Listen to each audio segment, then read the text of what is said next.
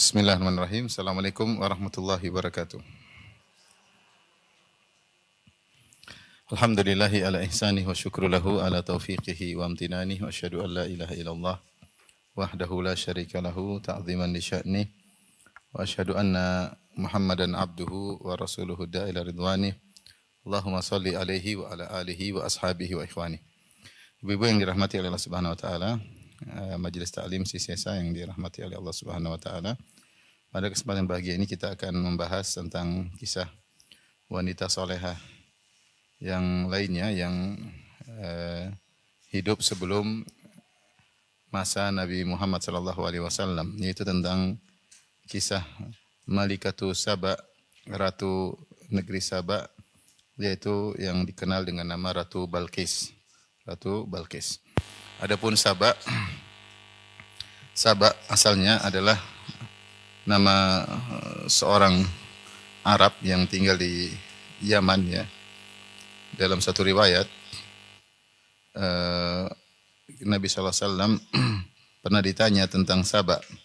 Apakah Saba arrajulun am imra'atun am ardun? Apakah Saba itu adalah lelaki atau wanita atau nama negeri?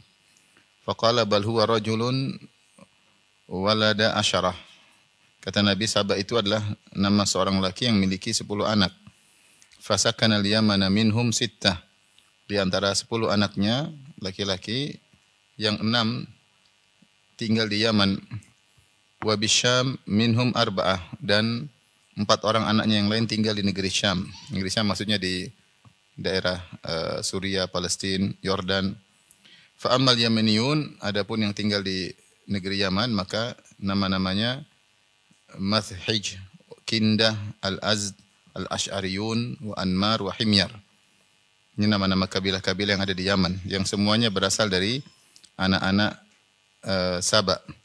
Araban kullaha, semuanya Arab. Wa amma Syamiyah, adapun tinggal di negeri Syam, Laham, Juzam, Amilah, Ghassan. Jadi Saba adalah seorang yang memiliki anak-anak 10, yang 6 tinggal di Yaman dan 4 tinggal di Syam. Dari 10 anak ini maka lahirlah kabilah-kabilah yang besar ya. Dan ternyata Saba juga adalah nama daerah di negeri Yaman. Disebutkan bahwasanya Saba sekarang adalah Ma'rib, lokasinya di kota Ma'rib ya. Kota Ma'rib yang ada di negeri Yaman. Dan di negeri Saba itulah kisah Ratu Balqis. Adapun kisah Ratu Balqis disebutkan dalam Perjanjian Lama atau dalam Bible, dan juga disebutkan dalam Al-Quran ya. Namun dalam Bible disebutkan Ratu Negeri Syeba ya, Ratu Negeri Syeba, dan hanya sedikit kisahnya, yaitu dia datang dan mendengar tentang Nabi Sulaiman atau Raja Salomo, kalau istilah mereka. Lantas dia datang, dia membawa hadiah, lantas dia memberikan hadiah kepada Raja Salomo, kepada Nabi Sulaiman. Kemudian Raja Salomo menerima hadiah tersebut, kemudian memberikan hadiah balik kepada Ratu Balqis. Adapun dalam Al-Quran, ketika anak buah Ratu Balqis memberi hadiah kepada Nabi Sulaiman menolaknya.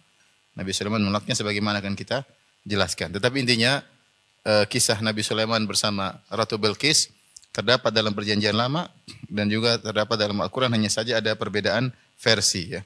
Perbedaannya sangat kontradiktif. Kalau di Bible bahwasanya Ratu Balqis membawa hadiah dan diberikan kepada Raja Salomo atau Nabi Sulaiman dan diterima.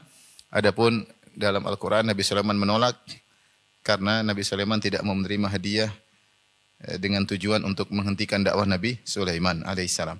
Taib, kisah Ratu Balqis dengan Nabi Sulaiman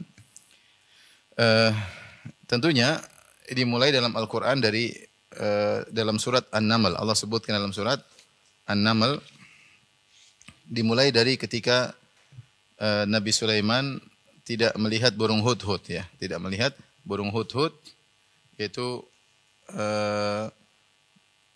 surat An-Naml ayat ke-20, ayat ke-20 dan seterusnya.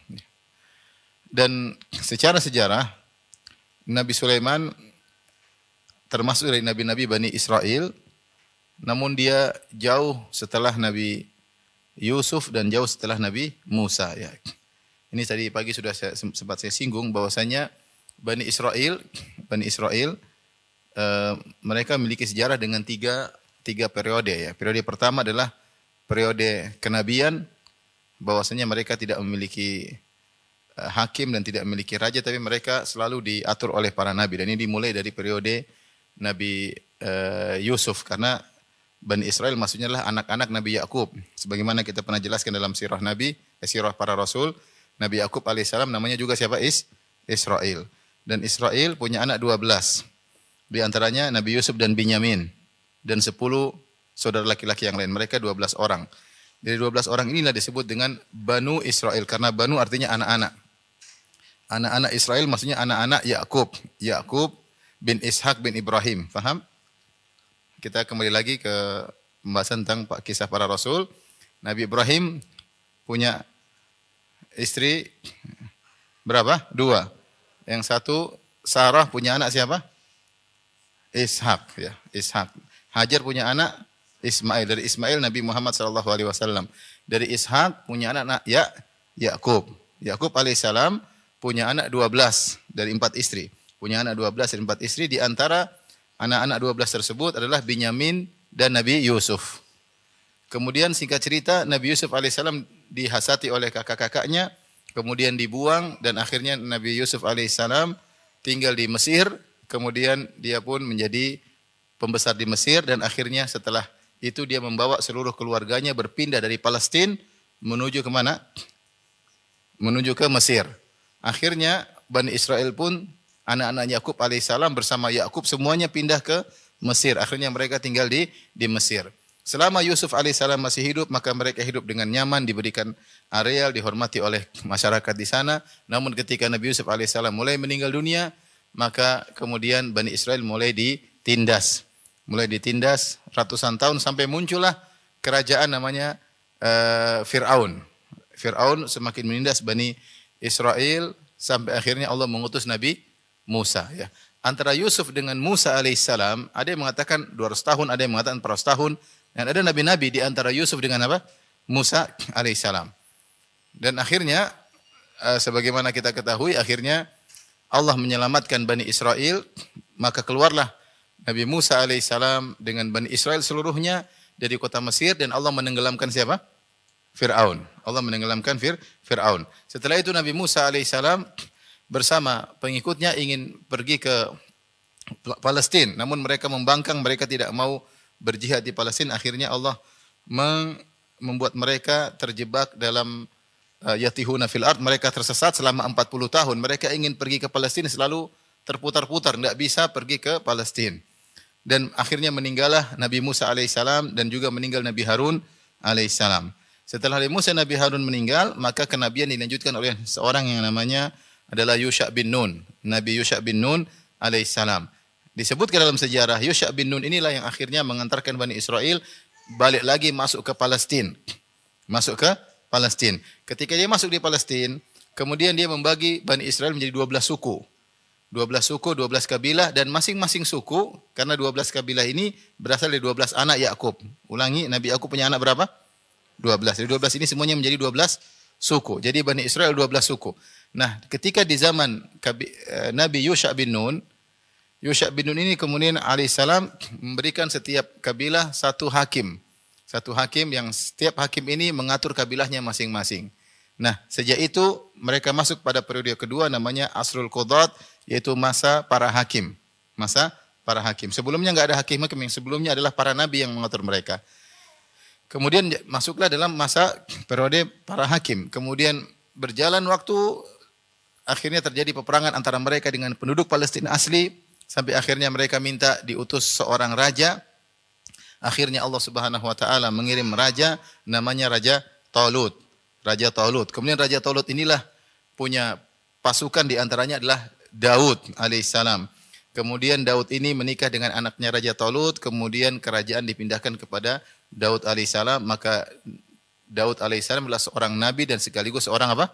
Raja. Nah, kemudian Nabi Daud punya anak siapa? Sulaiman. Nah, dia juga nabi sekaligus apa? Raja. Inilah periode ketiga, periode kerajaan. Periode kerajaan. Tadi pertama periode kenabian, kemudian periode para hakim, kemudian periode para para raja. Setelah Nabi Sulaiman meninggal dunia, Bani Israel terpecah menjadi dua kerajaan. Dan mereka sering bertikai di antara mereka, dan akhirnya kerajaan mereka pun hancur. Kerajaan mereka pun hancur, akhirnya Bani Israel terpencar-pencar, dimusuhin oleh banyak orang, sampai mereka bahkan dibunuh oleh Hitler, ya, sebagaimana sejarah yang ma'ruf, sampai akhirnya mereka kembali lagi ke Palestina untuk membuat kerajaan Israel Raya yang baru. Ini secara singkat tentang sejarah Bani Israel. Intinya mereka sekarang orang Yahudi. Nah, jadi di sini kita tahu bahwasanya kisah Nabi Sulaiman itu di penghujung kisah Bani Israel.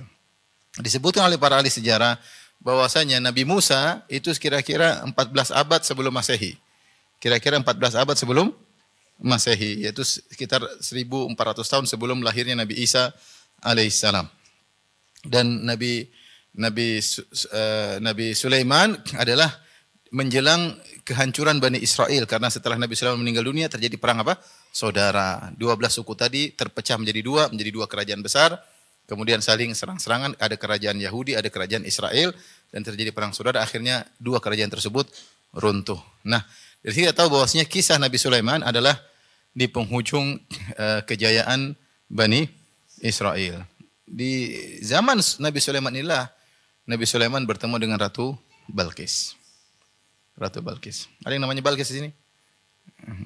Ada, tapi bukan ratu. Balqis nama orang, ada nama restoran, Masya Allah, terkenal Balqis. Taib. Dimulai kisah Ratu Balqis dalam surat An-Naml ayat 20, Allah berfirman, "Wa tafaqqada at-tayra faqala ma li la ara al-hudhuda am kana minal ghaibin." Kata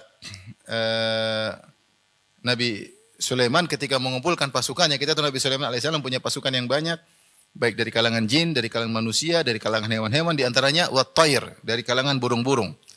Tiba-tiba Nabi Sulaiman ngecek, kok burung hudhud tidak ada.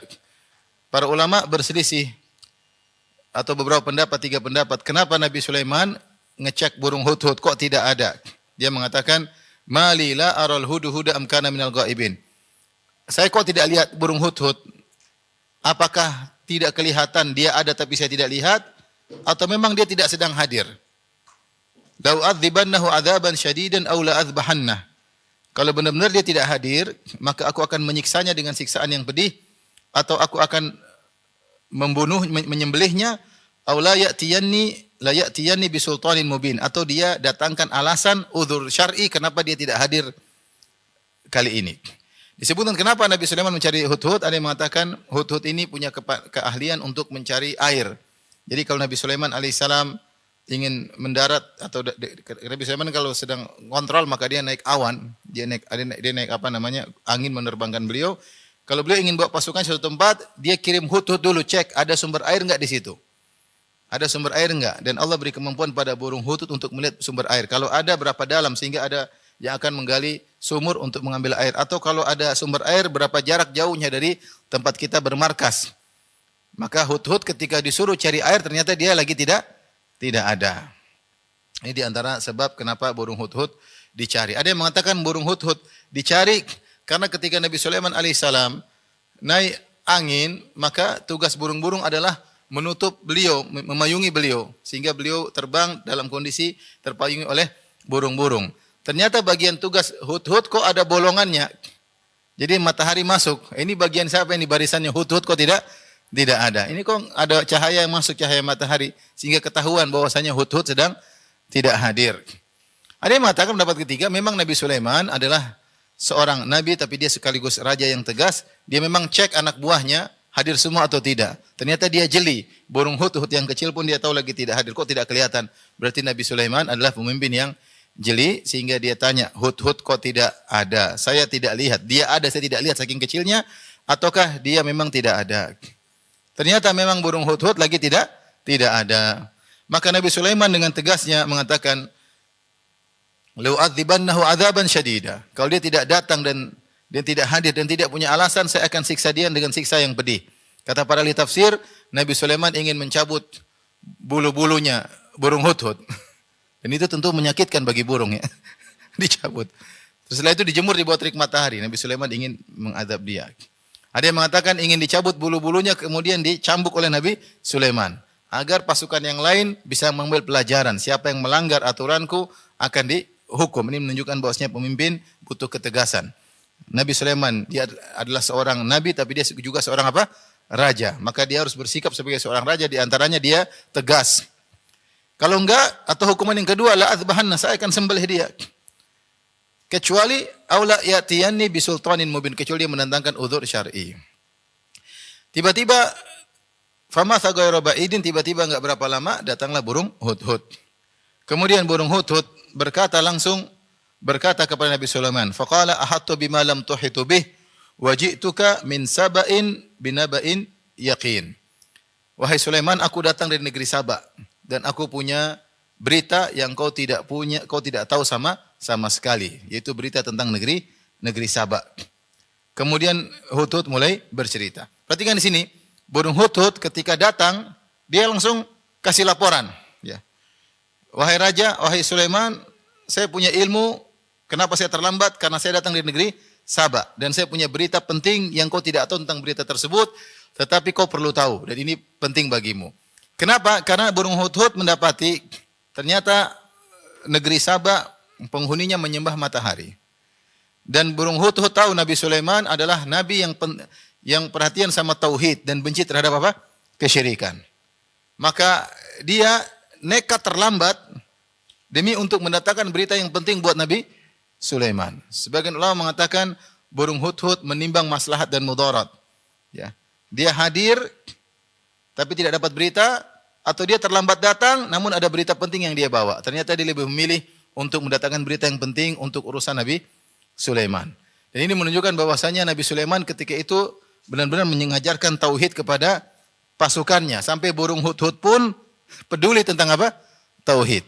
Sampai burung hudhud pun tidak suka ketika melihat ada orang yang menyembah matahari. Dan menakjubkan burung hud mengatakan, ahatu bima lam tuhitu bih. Aku punya ilmu yang kau tidak tahu, hai Sulaiman. Ini dalil bahwasanya para nabi tidak tahu ilmu gaib kecuali diberitahu oleh Allah Subhanahu wa taala.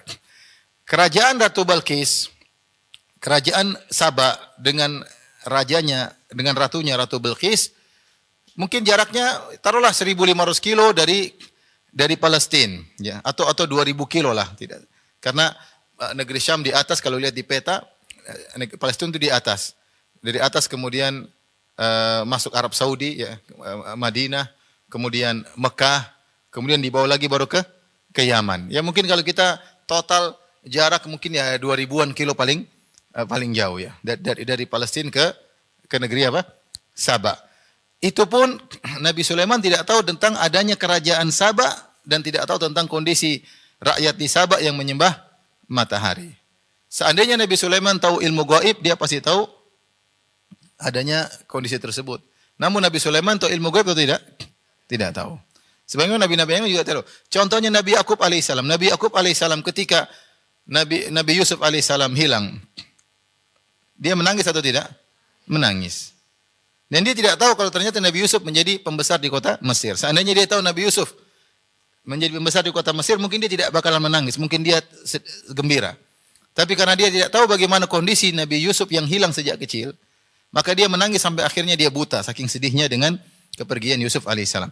Nah, Sulaiman tidak tahu, alaihissalam tidak tahu tentang adanya kerajaan Saba dan ratunya Ratu Bilqis. Dan ketidaktahuan Sulaiman alaihissalam terhadap hal yang gaib, bukan gaib padahal di negeri lain. Ketidaktahuan Sulaiman tersebut diketahui oleh burung hudhud. Makanya burung hudhud dengan pedenya berkata, ahattu bima lam tuhitu bih. Saya punya ilmu yang kau tidak tahu, wahai Sulaiman. Subhanallah, sudah datang terlambat ngomong begitu. Saya punya ilmu yang kau tidak tahu. Wa ji'tuka min saba'in binaba'in yakin. Aku telah datang dari negeri Saba dengan berita yang penting, berita yang pasti. Lihat hudhud terbang berapa kilo? Hampir 1.500 apa? Kilo. Hanya untuk memastikan ada suatu kerajaan yang menyembah apa? Matahari. Subhanallah, kemudian Hudhud mulai bercerita, inni wajadtu imra'atan tamlikuhum wa utiyat min kulli syai'in wa laha 'arsyun 'azim. Aku mendapati di kerajaan Saba ada seorang wanita yang menjadi ratu mereka. Bukan laki-laki, tapi wanita. Ini suatu hal yang menakjubkan dari kerajaan tersebut. Kepala negaranya adalah seorang wanita. Wa utiyat min kulli syai'. Kemudian dia diberikan segala sesuatu. Artinya kerajaan-kerajaan makmur, kerajaan kaya, bahkan segala keperluan seorang ratu dimiliki. Sebagaimana raja-raja yang punya ini, punya anu, dia juga punya. Di antaranya juga walaha arsyun azim. Di antara yang menakjubkan dari Ratu Bilqis, dia memiliki singgasana yang besar. Jadi rupanya Hudhud waktu ke Sabah, dia benar-benar ngecek dulu sebelum beri apa? Informasi. Cek dulu semua, ngecek ini, ngecek kegiatan mereka, baru lapor kepada Nabi Sulaiman. Jadi dia bukan jalan-jalan ya. Dia tidak bilang, Sulaiman saya dari Sabah, di sana banyak sungai, di sana banyak pohon. Keburu disembelih sama Sulaiman alaihissalam. Nabi Sulaiman sibuk, serius, ada ngurus negara, kemudian mau cerita kemana, kesana kemari. Dia datang langsung bawa berita penting. Maka kita juga harus ngerti kalau kita bicara sama ada orang sibuk, orang penting, kita langsung to the point, jangan ngalor ngidul ya. Ngalor ngidul, wetan, apa? Ngulon, jangan ya. Ngalor ngidul, wetan, ngulon, jangan ya. Jadi serius, Hudhud serius ya. Disebutkan ciri-ciri, dia mengumpulkan ciri-ciri yang penting tentang kerajaan tersebut sebagai maklumat bagi Sulaiman. Karena Sulaiman akan mengambil keputusan menghadapi kerajaan ini. Maka dia kumpulkan maklumat, data yang penting untuk Nabi Sulaiman. Dia tidak cerita kerajaan ini begini. Tidak, yang penting buat Sulaiman apa tentang raja ini. Yang jelas mereka pimpinnya seorang perempuan. Perempuan ini enggak sembarangan. Dia memiliki segala kekayaan. Di antaranya dia memiliki apa? Singgasana yang besar. Yang penting lagi, ini semua muqaddimah. Yang penting lagi, wajadtuha wa qaumaha yasjuduna lisyamsi min dunillah. Aku mendapati sang ratu dan rakyatnya sujud kepada matahari. Disebutkan Ratu Bilqis, Ratu Bilqis punya kamar, dan di kamar tersebut ada kuah. Kuah itu semacam bolongan. Jadi dia lihat di bolongan tersebut kalau matahari terbit maka dia sujud. Kalau matahari terbenam dia juga apa? Sujud. Dia ibadah di kamarnya. Tapi semua rakyatnya menyembah matahari. Wajadtuha wa qaumaha yasjuduna lisyamsi min dunillah. Aku mendapatinya dan kaumnya sujud kepada matahari, tidak menyembah Allah. Wa zayyana lahumus syaitanu a'malahum fasaddahum 'anis sabil fahum la yahtadun. Kata burung Hudhud, sungguhnya syaitan telah menghiasi mereka perbuatan mereka. Demikian syaitan menghiasi orang melakukan kesyirikan. Kamu menyembah matahari karena matahari punya jasa besar dalam kehidupan. Coba kalau tidak ada matahari mungkin bumi akan kering. Dengan ada matahari maka tumbuh-tumbuhan bisa mekar. Dengan matahari kita bisa melihat banyak hal. Syaitan menghiasi seakan-akan matahari berhak untuk disembah karena manfaatnya yang begitu banyak. Bukankah matahari adalah tinggi, tempatnya jauh. Intinya syaitan menghiasi sehingga orang menyembah matahari. Demikianlah kesyirikan-kesyirikan yang ada. Ada orang menyembah berhala, ada orang menyembah sapi, ada orang menyembah monyet. Semuanya ada dihiasi oleh syaitan. Seperti ada yang menyembah sapi. Ada bilang, sapi kenapa disembah? Karena sapi jasanya besar. Sapi lebih ikhlas daripada ibu kita. Ya, kenapa? Kalau ibu nyusui anak, dia masih berharap anak itu balas budi di kemudian hari. Kalau sapi tanpa pamrih. Jadi sapi lebih baik daripada ibu. Oleh karenanya disembah. Ini pernyataan sebagian mereka. Artinya, saya bilang syaitan menghiasi orang untuk melakukan kesyirikan yang dari tidak masuk akal menjadi logis menurut pikiran mereka. Matahari pun demikian, matahari sumber kehidupan, matahari menyinari, bisa membuat kita melihat, menumbuhkan tumbuhan, memberi kehangatan dan macam-macam. Akhirnya mata disembah. Kata Hudhud, wa zayyana lahumus syaitanu a'malahum. Syaitan menghiasi perbuatan mereka sehingga mereka menyembah matahari. Fasaddahum 'anis sabil. Sehingga syaitan menghalangi mereka dari jalan yang benar. Fahum la yahtadun. Dan mereka tidak mendapat hidayah. Ala yasjudu lillahi alladhi yukhrijul khaba'a fis samawati wal ard. Kata burung Hudhud, tidakkah mereka sujud kepada Allah? Kok sujud kepada matahari? Tidakkah mereka sujud kepada Allah yang mengeluarkan sesuatu yang gaib dari langit dan bumi, yang menumbuhkan tumbuhan, yang menurunkan hujan? Allah yang berhak untuk disembah. Ya. Ini perkataan burung Hudhud, wa ya'lamu ma tukhfuna wa ma tu'linun. Dan Allah lah yang tahu apa yang kalian sembunyikan, apa yang kalian kerjakan. Allahu la ilaha illa huwa rabbul arsyil azim. Lihat burung Hudhud bertahlil. Allah, dialah Allah, la ilaha illa huwa. Tidak ada yang berhak disembah kecuali Allah, rabbul arsyil azim. Rabb, pemilik arsy yang agung. Selesai laporan kepada Nabi Sulaiman. Tidak jadi disembelih, tidak jadi dicabut bulu-bulunya. Nabi Sulaiman berkata, qala ananzuru. Nabi Sulaiman tidak tahu ilmu gaib. Dia tidak bilang, tunggu sebentar Hudhud. Enggak. Nabi Sulaiman tidak tahu. Makanya dia mengatakan, qala sananzuru asadaqata am kunta minal kadzibin. Tunggu dulu Hutut, kita lihat dulu kau ini jujur atau bohong. Jujur atau bohong. Saya cek ini. Idhab bi kitabi hadza fa'alqih ilaihim thumma tawalla anhum fanzur madza yarji'un. Saya tulis surat, nih, bawa ke mereka. Kemudian tungguin dulu mereka apa sikap mereka terhadap surat tersebut. Terus laporan sama saya. Kata Nabi. Musliman tidak tunggu-tunggu, segera. Segera, ini masalah penting bagi seorang nabi yang tujuannya adalah mentauhidkan siapa? Allah Subhanahu wa taala. Yang tujuannya adalah membersihkan bumi dari kesyirikan kepada Allah Subhanahu wa taala. Nabi Sulaiman gelisah ketika mengetahui ada suatu bangsa menyembah apa? Matahari. Dia gelisah. Dia tidak tunggu waktu. Dia bilang sekarang kirim surat ke ratu tersebut. Segera tulis bismillah innahu min Sulaiman wa innahu bismillahirrahmanirrahim alla ta'alu alayya wa atuni muslim. Dikirim surat, kirim, sudah bawa ke sana. Maka pesan Nabi Sulaiman, kirim, lempar sama mereka, terus tunggu dulu, lihat bagaimana respon mereka terhadap surat, laporan. Maka berangkatlah burung hut-hut. Kemudian dia pun melempar surat tersebut ke kamarnya Ratu siapa? Balqis. Ratu Balqis heran ya. Ratu Balqis tinggal tentunya di tengah-tengah pengamanan. Tentu kamar dia di tengah-tengah kerajaan. Enggak mungkin di pinggir pagar. Kalau pinggir pagar banyak cowok yang ganggu. Balqis. Assalamualaikum. Dia pasti di tengah kan? Pasti di tengah. Dia pasti di tengah dan tentu penjagaannya full. Tentu untuk masuk ke tempat dia pasti melewati tahapan-tahapan penjagaan, bodyguard, pasukan-pasukan yang begitu banyak. Tapi kok tiba-tiba ada burung bisa bawa surat ke dia. Melewati semua penjagaan. Tidak ada yang curiga terhadap burung tersebut. Ada yang mengatakan burung hutut gigit surat di mulutnya, ada yang mengatakan dia pegang di kakinya. Terbang 1.500 km kalau enggak 2.000 km. Untuk mengantarkan surat mulia dari seorang Nabi. Nabi Sulaiman alaihissalam. Terbang. Disebutkan ada ini riwayat, tapi riwayat tersebut tidak datang dalam riwayat yang sahih, tapi disebut dalam buku-buku tafsir. Kuah yang tadi, kuah itu maksudnya bolongan. Burung hut menutupnya pakai sayapnya sehingga Ratu Balqis tidak bangun. Dia biasanya kalau matahari terbangun, dia langsung apa? Sujud. Tapi dia enggak bangun-bangun. Kaget-kaget dia kebangun, matahari sudah lewat. Ternyata ada burung hut melemparkan apa? Surat ke dia. Maka ketika dia baca surat, ini bukan surat sembarangan. Disinilah kecerdasan Ratu Balqis. Disebutkan dalam sejarah Ratu Balqis, dia asalnya dia tidak menguasai kerajaan, tapi keluarganya pada meninggal. Entah kenapa, tidak disebutkan secara detail, tapi akhirnya dia diangkat oleh rakyatnya menjadi pemimpin, karena keluarganya yang laki-laki pada meninggal dunia. Akhirnya dia menguasai kerajaan tersebut. Ketika dia melihat isinya, dengan cara sampainya surat tersebut, dengan menakjubkan, maka dia tidak menganggap remeh surat tersebut. Maka dia kumpulkan seluruh pembesar-pembesarnya. Ini diantara kecerdasan Ratu Balqis. Dia tidak segera mengambil keputusan, tapi dia musyawarah terlebih dahulu ya. Dan itu tentunya terpuji. Dalam Islam, musyawarah adalah perkara yang terpuji. Kata Allah Subhanahu wa taala, "Wa amruhum syura bainahum."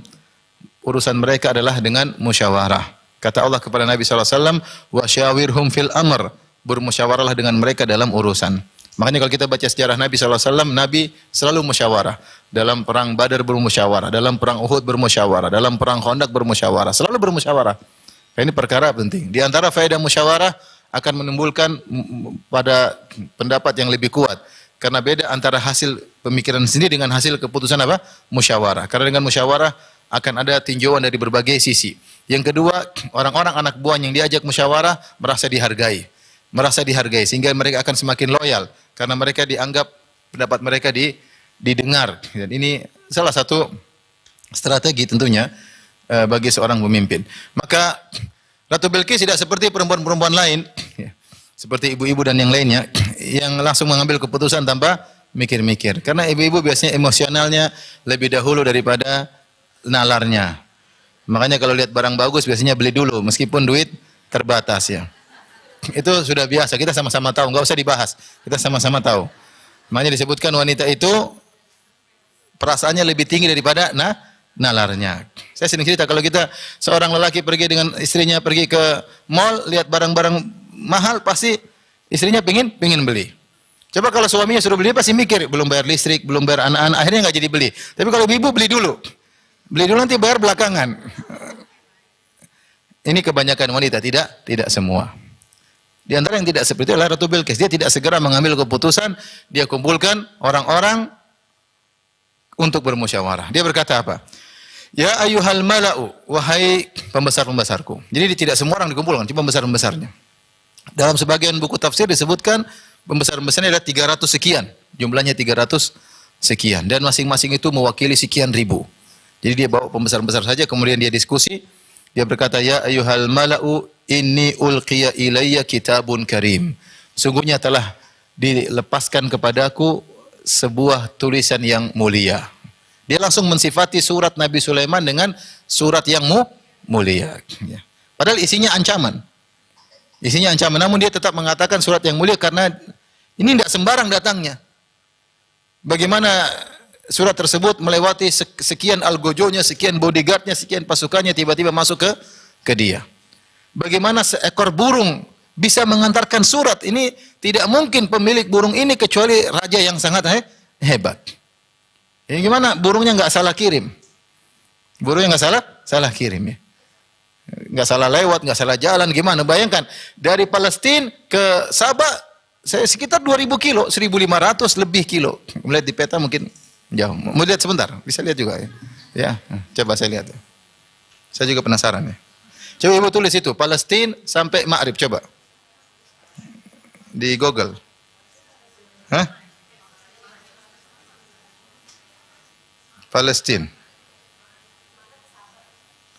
Iya, di apa? Di Ma'rib. Ma'rib, enggak dapat ya?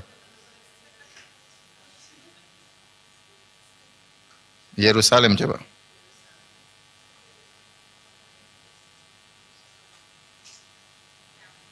Ini jalan MT Yerusalem, jalan MT Haryono, bukan? Nanti dicari. Itu Yerusalem di sini, salah. Nanti cari ya. Saya ingin tahu berapa kilo ya. Tadi Yerusalem, jalan MT Haryono, berarti salah. Tapi intinya ini tidak mungkin memiliki burung ini kecuali orang yang hebat. Gimana burung ini nggak salah jalan ya? Tidak pakai GPS, tidak pakai sampai dari Palestina sampai dari Yerusalem, dari Palestina sampai ke mana? Ke Sabah, ke Ma'rib. Ya. Makanya dia mengatakan in ulqiya ilayya kitabun karim. Sungguhnya telah dilepaskan, dikirimkan kepadaku sebuah surat yang mulia. Kemudian dia bacakan isinya. Innahu min Sulaiman wa innahu bismillahirrahmanirrahim, dari Sulaiman. Dan sungguhnya bismillahirrahmanirrahim, atas dengan menyebut nama Allah yang Maha Pengasih lagi Maha Penyayang. Alla ta'lu alayya wa'tuni muslimin. Jangan sombong kepada aku, jangan merasa tinggi di atasku, datanglah menyerahkan diri. Atau datanglah dengan masuk Islam.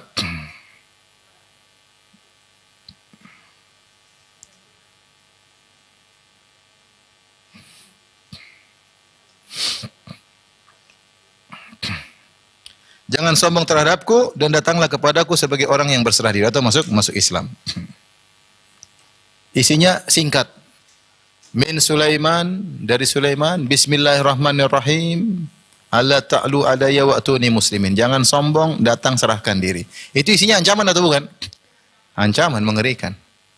Meskipun isinya ancaman, Ratu Bilqis orang yang cerdas. Dia tetap mengatakan surat tersebut surat yang mulia. Karena dia tidak emosi, tidak kemudian ayo enggak, dia tenang. Bahkan dia sifati surat tersebut dengan surat yang mulia, kemudian dia diskusi. Qalat, kata Allah, ya ayyuhal mala'u aftuni fi amri, ma kuntu qati'atan amran hatta tashhadun. Wahai pembesar-pembesarku sekalian, ya, berilah pertimbangan kepadaku dalam urusan ini. Aku tidak pernah memutuskan suatu persoalan sebelum kalian berada hadir di majelisku. Dia ingin pendapat anak buahnya. Bagaimana? Ini masalah besar ini. Ancaman dari kerajaan lain. Maka mulailah pembesar-pembesarnya menyampaikan pendapat mereka. Dan kerajaan Sabah bukan kerajaan kecil ketika itu untuk daerah Yaman. Dia kerajaan yang besar yang bisa menundukkan kerajaan-kerajaan yang lainnya. Dan dia punya pasukan yang banyak. Tadi disebutkan pembesaran-pembesaran 300 sekian dan masing-masing memiliki ada yang mengatakan 1000, ada yang mengatakan 10.000, tapi intinya jumlah mereka banyak. Qalu nahnu ulu quwwatin wa ulu ba'sin syadid. Maka dengan bangganya para pembesar-pembesar tersebut berkata, wahai Ratu Bilqis, sungguhnya kami ulu quwwah, kami jumlahnya banyak, jangan khawatir. Wa ulu ba'sin, dan kami punya persenjataan yang kuat. Para sebenarnya menafsirkan ulu quwwah maksudnya jumlah kami banyak, ulu ba'sin persenjataan yang hebat. Maka terkumpul pada kita dua sebab kemenangan. Jumlah pasukan yang banyak dan jumlah persenjataan yang hebat. Ulu quwwatin wa ulu ba'sin syadid. Wal amru ilaiki fanzuri madza ta'murin. Tapi keputusan di tangan Anda wahai ratu kami. Fanzuri madza ta'murin. Silakan kau lihat apa yang kau perintahkan, kami akan jalankan. Intinya diskusi Ratu Bilqis dengan pembesar-pembesarnya.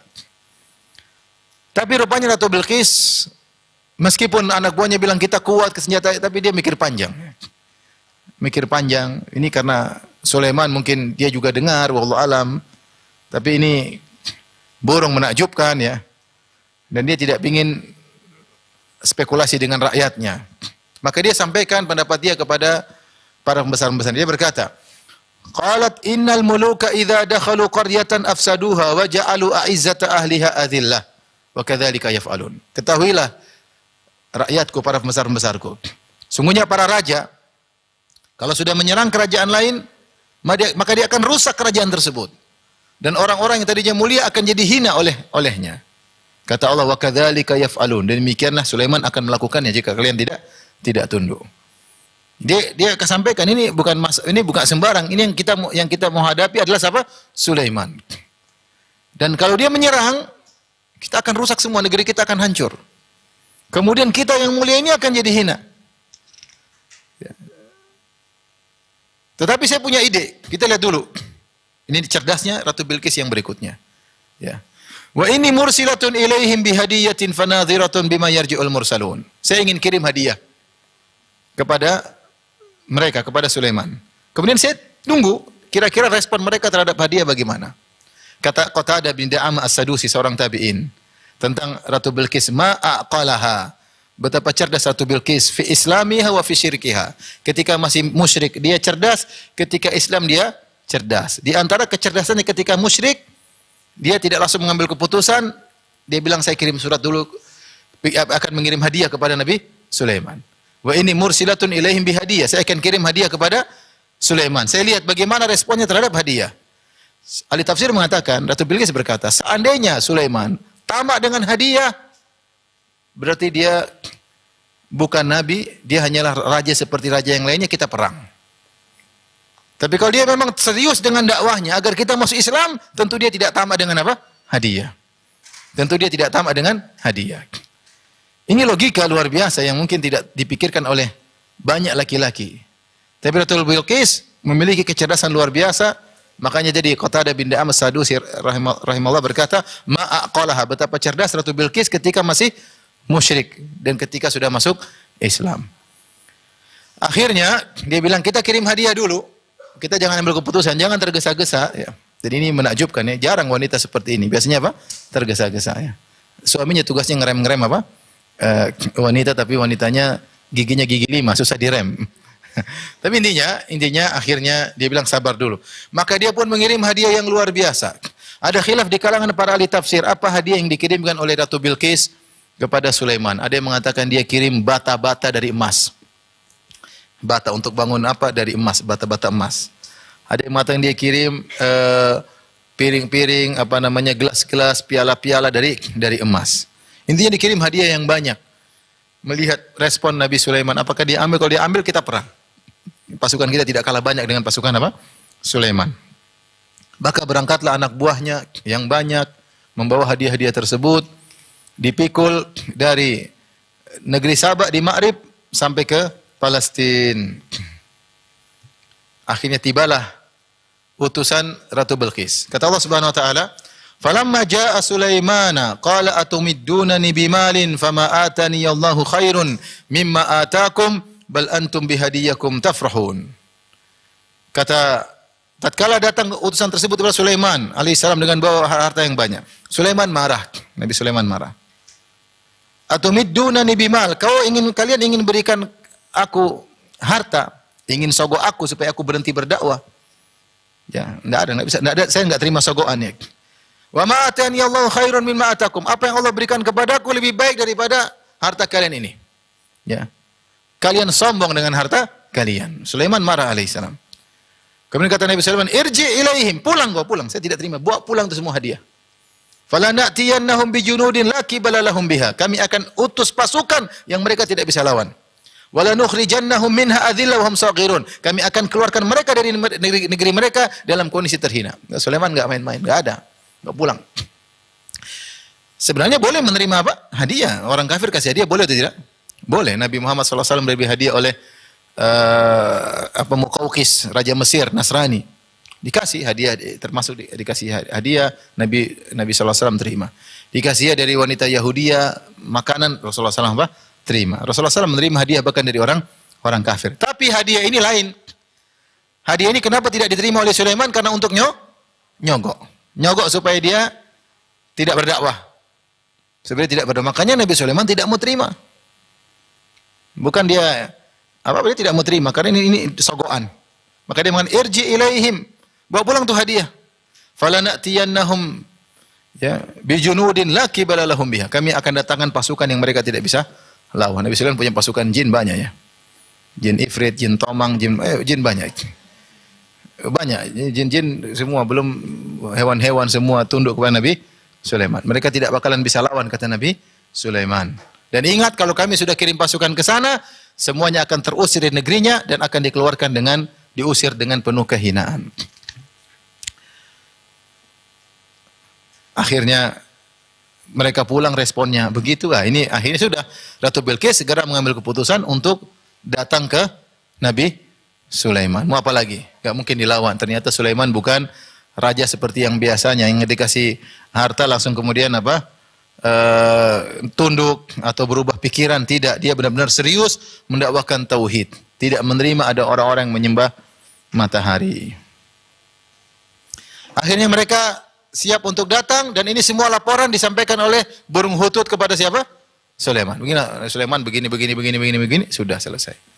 Akhirnya Nabi Sulaiman ketika tahu mereka akan datang, Nabi Sulaiman kumpulkan lagi anak buahnya. Nabi Sulaiman berkata, "Ya ayyuhal mala'u ayyukum ya'tini bi arsyiha qabla an ya'tuni muslimin." Wahai anak buahku, siapa di antara kalian yang bisa mendatangkan singgasana si Balqis sebelum mereka datang ke sini menyerahkan diri?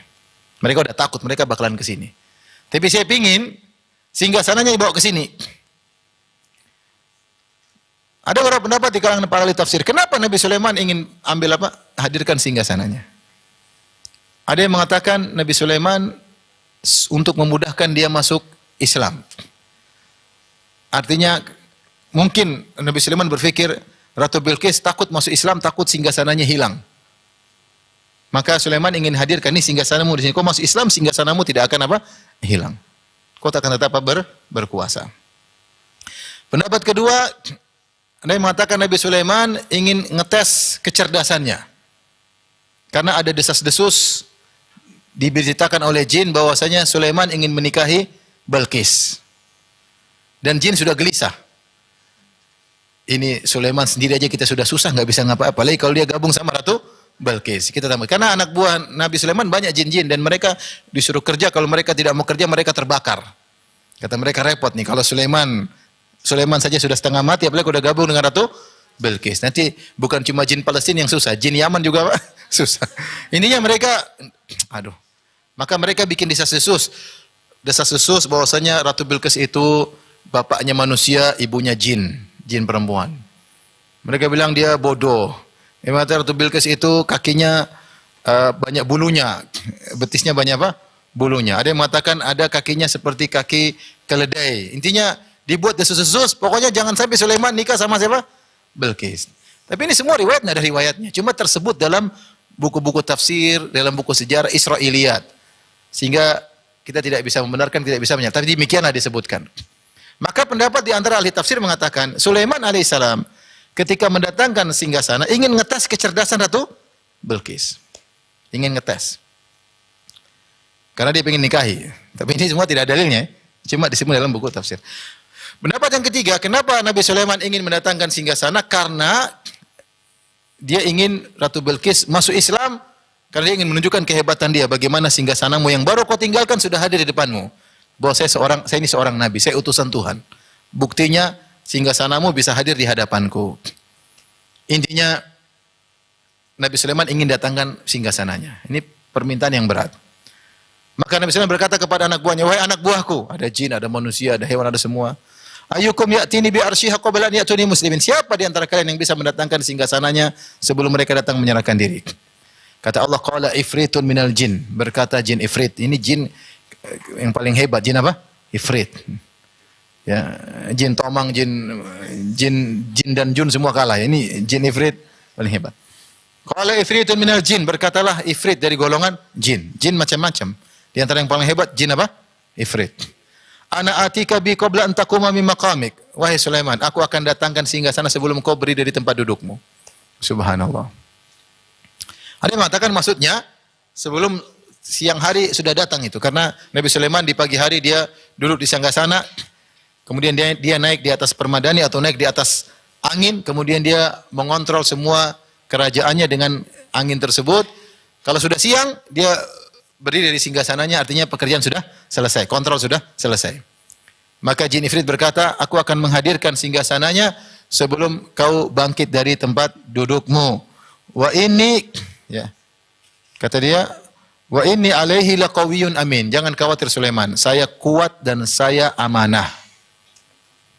Jin ifrit bilang apa? Saya amanah. Pasti sampai. Saya kuat, saya punya kemampuan.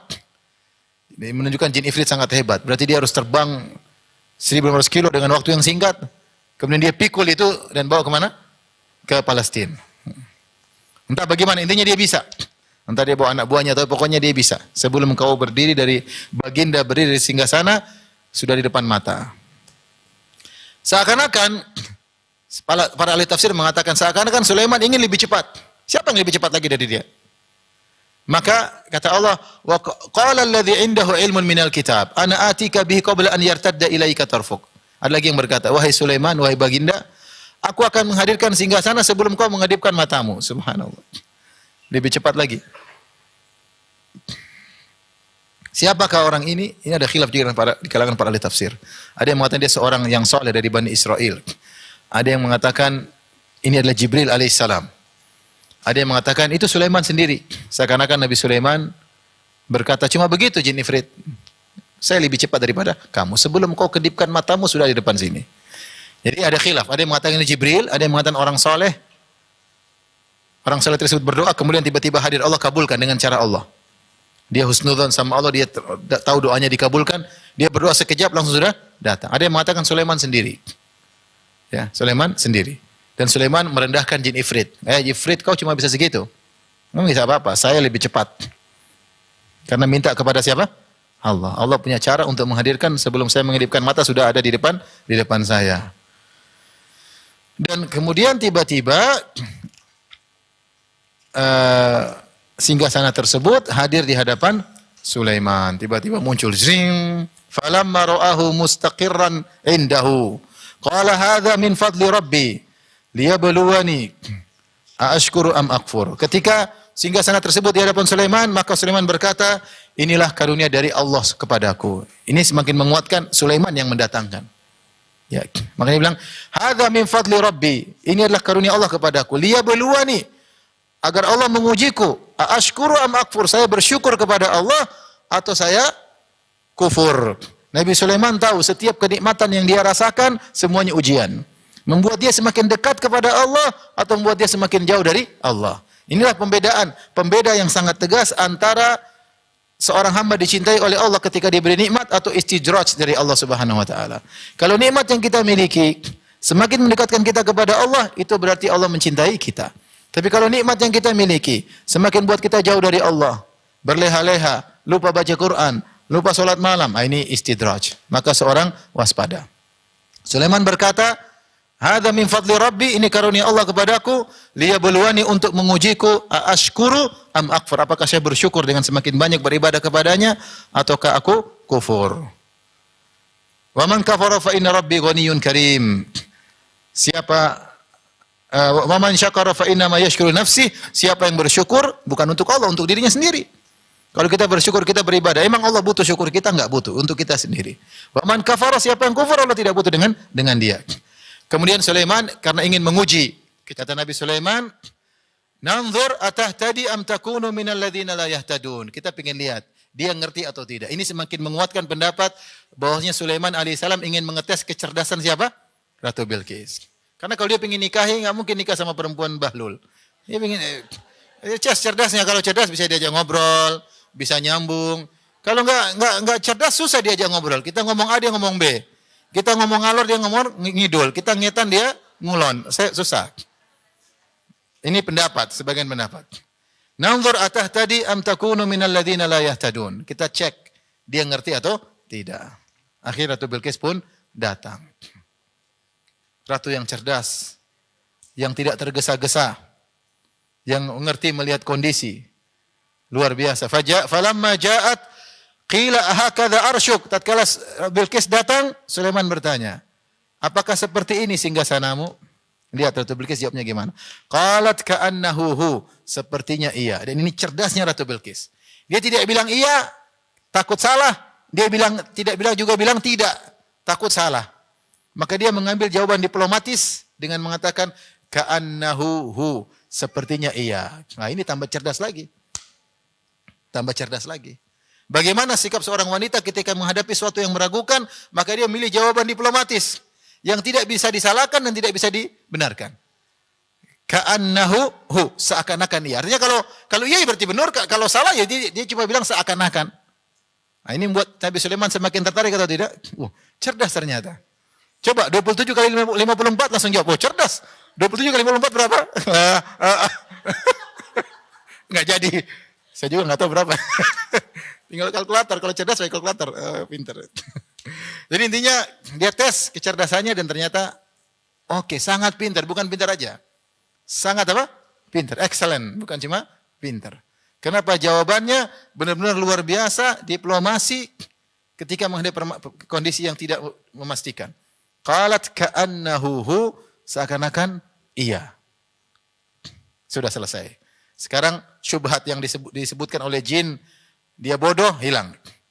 Tinggal syubhat kedua, katanya kakinya ada bulunya. Sama ada. Ini ingat, semua ini Israiliyat ya. Disampaikan oleh para ulama, entah benar entah salah, tapi disebut dalam sebagian buku tafsir, wallahu alam bisawab. Wa utinal ilma min qabliha wa kunna muslimin wa sadda ma kanat min billahi innaha kanat min qaumin kafirin ya. Kata Nabi Sulaiman, kami diberi ilmu sebelumnya dan kami Islam, adapun dia sembahannya kepada selain Allah membuat dia terhalangi dari kebenaran. Innaha kanat min qaumin kafirin. Sungguhnya dia termasuk orang-orang yang kafir. Jadi Bilqis wanita kafirah. Taib, untuk menghilangkan syubhat kedua, Nabi Sulaiman menyuruh anak buahnya membangun sebuah istana. Istana kaca, qasr zujaji. Istana terbuat kaca dari qawarir. Yang kemudian dia meletakkan istana tersebut, lantainya terbuat dari kaca yang lebar, tidak ada sambungan-sambungannya. Benar-benar lebar. Kalau kita nggak bisa sekarang bikin kaca, pasti ada sambungan-sambungan. Karena kalau sambungan-sambungan kelihatan, ini dia nggak bikin kaca, lantainya kaca yang lebar tanpa ada sambungan. Di bawahnya ada laut atau ada sungai dan ada ikan-ikan. Ada ikan-ikan. Kaca istana seperti itu sampai sekarang pun belum ada. Kemudian Nabi Sulaiman berkata, ini singgasana sepertinya iya. Kalau gitu silakan ukhti masuk ke kalau dikhilis sarah masuk ke kerajaan. Silakan masuk kerajaan. Kemudian dia masuk. Ini kok air kerajaan Sulaiman aneh. Dia pun masuk. Falamma ra'athu hasibathu lujjah. Ketika dia melihat lantainya, dia pikir dia bakalan kakinya dimasukkan ke dalam sungai atau laut. Dia sangka itu air, dia sangka itu laut. Fakashafat an saqaiha wa kashafat, maka dia pun mengangkat betisnya. Ini yang jadi. Ini yang jadi. Ini untuk menghilangkan syubhat jin. Lihat Ratu Bilqis, dia kafir tapi dia pemalu. Tidak seperti orang kafir mungkin pamer ini pamer ini. Dia enggak, dia tetap pakai baju yang sopan. Sampai betisnya pun tidak kelihatan. Jin-jin bikin macam-macam, Nabi Sulaiman penasaran. Ini sebagian pendapat ahli tafsir. Wallahu alam, kita nggak tahu ya, tapi boleh-boleh saja seorang ingin. Nabi saja kalau ingin menikah, Nabi suruh cek dulu atau tidak. Nabi pernah kirim Ummu Sulaim, ada seorang wanita yang Nabi nikahi, Nabi mengatakan, "Unzuri ila urkubaiha wa syumi awaridhaha." Wahai Ummu Sulaim, saya ingin menikah dengan wanita tersebut. Saya enggak sempat melihat, kau cek. Lihat urkub itu kaki di daging di kaki. Kalau tumit ada apa? Dagingnya di sini. Tumit, lihat daging, lihat tumitnya. Kemudian cium bau mulutnya. Nabi cek, jangan-jangan cantik tapi beraroma kan. Artinya, seandainya Nabi Sulaiman ingin ngecek, boleh-boleh saja. Tapi ini semua tidak bisa kita katakan begitu karena tidak ada dalilnya. Ini hanya sekedar saya sampaikan kisah yang disebut dalam buku tafsir. Pendapat sebagian pendapat ulama. Maka Ratu Bilqis, meskipun dia kafir, tapi dia punya malu, dia pakai rok yang tertutup betisnya. Ketika dia mau melangkahkan kaki, dia lihat sungai. Tapi dia nggak enak sama Sulaiman. Dia nggak enak gimana lagi. Akhirnya dia ngangkat apa? Betisnya. Ternyata betisnya betis yang terindah. Ya. Begitu ceritanya. Qala innahu sarhun mumarradun min qawarir. Sulaiman kasih tahu, hai Bilqis, itu adalah kaca yang istana dan lantai yang terbuat dari apa? Kaca. Akhirnya Bilqis pun masuk Islam. Qalat rabbi inni zalamtu nafsi. Ya Allah, sungguh aku telah menzalimi apa? Diriku. Disebutkan dia suudzon sama Sulaiman. Kenapa saya disuruh masuk ke laut? Saya mau dibunuh kayak apa? Dia suudzon sama Sulaiman. Maka dia siap-siap ya. Tapi dia enggak bisa apa-apa lagi, mau kemana lagi? Masuk. Suruh lewat sungai, lewat laut. Bagaimana ratu suruh lewat apa? Sungai. Masih suudzon sama Sulaiman. Tapi dia tahu dia salah ternyata. Ternyata Sulaiman menunjukkan kehebatannya. Qalat rabbi inni zalamtu nafsi. Aku telah menzalimi diriku. Aku telah berdosa selama ini.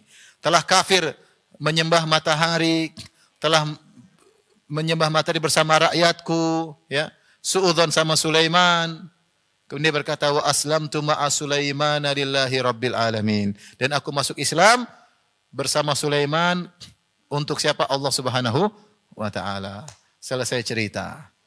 Apakah kemudian Sulaiman menikahi Ratu Bilqis atau tidak? Wallahu a'lam, sebagian ulama berpendapat demikian. Sebagian mengatakan tidak bisa kita tetapkan karena enggak ada riwayat-riwayat yang sahih ya. Yang jelas kita tidak pernah menghadiri walimahnya. Ya. Inilah yang dirahmati Allah Subhanahu wa taala, Bilqis, kisah seorang wanita yang cerdas yang dia tunduk kepada Allah Subhanahu wa taala dengan meninggalkan segala kesombongannya. Tidak sebagian kita baru punya duit sedikit sombong, sudah malas salat, malas ibadah, malas baca zikir pagi petang, lupa tidak baca Al-Qur'an. Bilqis dengan kekayaannya, dengan kecantikannya, dengan segala dia miliki, sudah nyaman di negerinya, dia tunduk kepada Allah Subhanahu wa taala. Demikian saja ibu yang dirahmati Allah Subhanahu wa taala. Semoga ibu sekalian bisa menjadi istri-istri yang soleha, wanita yang soleha, dan semoga Allah mengumpulkan ibu-ibu semua di surga kelak. Amin ya rabbal alamin. Subhanakallah bihamdik asyhadu an la ilaha illa anta astaghfiruka wa atubu ilaik. Assalamualaikum warahmatullahi wabarakatuh.